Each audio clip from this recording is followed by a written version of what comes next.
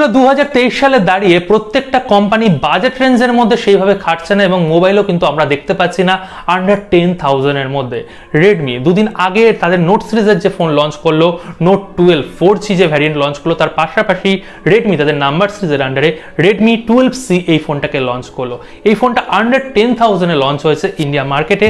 আজকে এই ফোনটা সম্পর্কে জানবো যে এই ফোনটা অ্যাকচুয়ালি ইন্ডিয়া মার্কেট থেকে এই মুহূর্তে কেনা উচিত কি উচিত এবং বাংলাদেশ মার্কেটে এই ফোনটা যখন অফিসিয়ালি আসবে বা আনঅফিসিয়ালি আপনারা অনেকে পেয়ে যাবেন অফিসিয়ালি লঞ্চ হওয়ার আগে, তো বাংলাদেশ মার্কেট থেকে এই ফোনটাকে ক্রয় করবেন কি করবেন না অবশ্যই ভিডিওটা একটা লাইক দিয়ে শেষ পর্যন্ত উপভোগ করুন।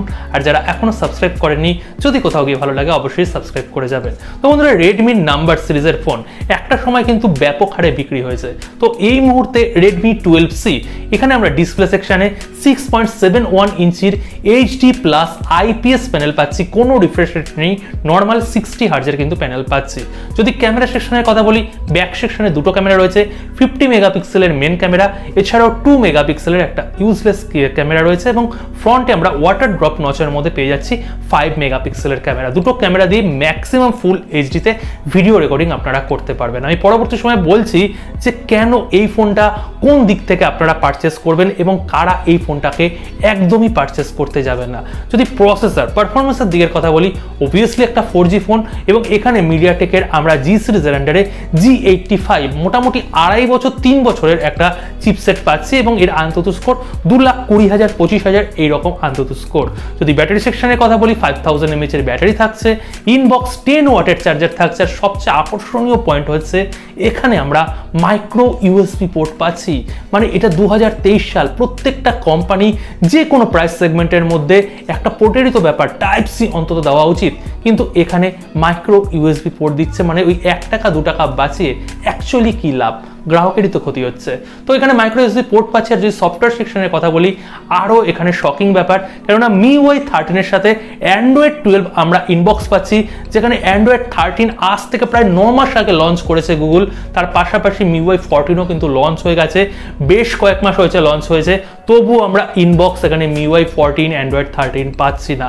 সে বাজেট রেঞ্জের ফোন হোক, দেওয়া উচিত আমার মতো অনুযায়ী। এটার বিল্ড কোয়ালিটিও কিন্তু মোটামুটি এই প্রাইস রেঞ্জের মধ্যে ঠিকঠাক রয়েছে, পলিকার্বনেটের বিল্ড কোয়ালিটি পাচ্ছি। আর যদি কালারের চয়েস বলেন, 4-4টে কালার পাচ্ছি, পার্পল রয়েছে, গ্রিন টাইপের কালার রয়েছে, অল টাইম ব্ল্যাক রয়েছে। প্রত্যেকটা কালারের মধ্যে কিন্তু ইউনিক একটা কম্বিনেশন রয়েছে। আরেকটা এখানে চমকানোর বিষয় হচ্ছে আমরা ফিঙ্গারপ্রিন্ট সেন্সর তো পাচ্ছি, কিন্তু সেটা ব্যাক সেকশনে রয়েছে সেই আদিকালের পুরনো, মানে 4 বছর 5 বছর 6 বছর আগে আমরা দেখেছি ওই পেছনের দিকে গোল মতন ফিঙ্গারপ্রিন্ট সেন্সর। এখানে যদি কোম্পানি রাইট সাইডে ফিঙ্গারপ্রিন্ট সেন্সর দিয়েও দিত, তাহলে ক্ষতি কি হতো? হয়তো 1 টাকা 2 টাকা বেশি এখানে চার্জ লাগতো, মানে কস্ট কাটিং করার জন্যই কিন্তু অ্যাকচুয়ালি এখানে ফিঙ্গারপ্রিন্ট সেন্সর তারা ব্যাক সাইডে দিয়েছে। যাই হোক না কেন, কোম্পানি এখানে দুটো ভ্যারিয়েন্ট ইন্ডিয়াতে অফিসিয়ালি লঞ্চ করেছে, 4GB র্যাম, তার পাশাপাশি এখানে 64GB ইন্টারনাল মেমোরি এবং 6GB র্যাম, সঙ্গে 128GB ইন্টারনাল মেমোরি এবং এখানে মেমোরি ভ্যারিয়েন্ট eMMC রয়েছে এবং র্যাম টাইপ রয়েছে LPDDR4X। দুটো সিম কার্ড লাগাতে পারবেন এবং ডেডিকেট কিন্তু মেমোরি কার্ড লাগানোরও জায়গা থাকছে। ইন্ডিয়াতে 4GB যেটা কিনা বেস ভ্যারিয়েন্ট, তার প্রাইস করা হয়েছে 8,999। এছাড়া যেটা 6GB 128GB তার প্রাইস হয়েছে 10,999 টাকা। অফার দিয়ে 500 টাকা আপনারা ডিসকাউন্ট ম্যাক্সিমাম পেতে পারেন দুটো ভ্যারিয়েন্টে। বেস ভ্যারিয়েন্টের প্রাইস হয়ে যাচ্ছে 8,499 টাকা এবং 6GB ভ্যারিয়েন্টের প্রাইস হয়ে যাচ্ছে 10,499 টাকা।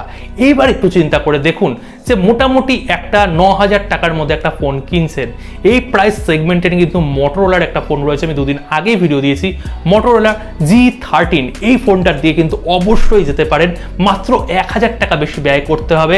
আপনারা হয়তো একই টাইপের প্রসেসর পেয়ে যাচ্ছেন, কিন্তু ওখানে ফার আপনারা বেটার এক্সপিরিয়েন্স পাচ্ছেন সফটওয়্যারের দিক থেকে, বেটার আপনারা ডিসপ্লে পেয়ে যাচ্ছেন, বেটার ক্যামেরা পেয়ে যাচ্ছেন, অনেক কিছুই কিন্তু বেটার পেয়ে যাচ্ছেন। আমি এক বাক্যে বলতে পারি মটোরোলার G13 এই ফোনটাকে অবশ্যই পারচেস করবেন যারা চিন্তা ভাবনা করছেন যে এই ফোনটাকে পারচেস করবেন।